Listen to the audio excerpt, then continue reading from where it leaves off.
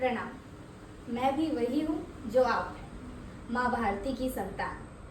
आपकी तरह मेरी शराब में भी तपस्वियों का तेज भरा है।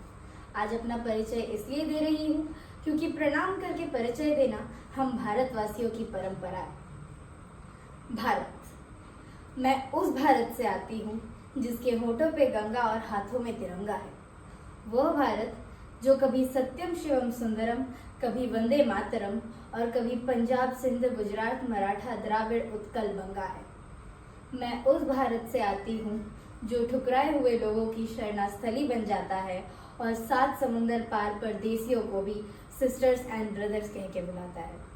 मैं उस भारत से आती हूँ जिसने विश्व को हितोपदेश और कर्मयोग सिखाया, लेकिन खुद कभी अपना पराया नहीं सीख पाया। वसुधैव कुटुंबकम के सिद्धांत पर जिया। मेरा भारत वह नीलकंठ है जिसने खुद विष पी के दूसरों को अमृत दान किया। मेरा भारत कर्मण्येवाधिकार रस्ते गाता है, तीनों लोकों का स्वामी होकर भी माखन चुराता है और महाअवतार होकर भी माँ के हाथों मार खाता है। मैं गौतम के भारत से आती हूँ जहाँ जनहित के लिए एक राजपुत्र सन्यासी हो जाता है। मैं राम के भारत से आती हूँ जहाँ पिता की एक बात पर बेटा सिंहासन त्याग कर वनवासी हो जाता है।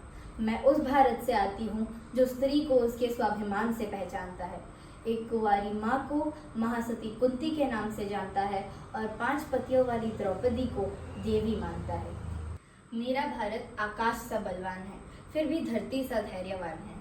मेरा भारत प्रेम का पुण्य लोक, अहिंसा का जन्म स्थान है, लेकिन नारी का अनादर हो जाए तो हमारा बच्चा बच्चा हनुमान है। पढ़ो हमारा इतिहास जो हमारे मस्तक पर छपा है।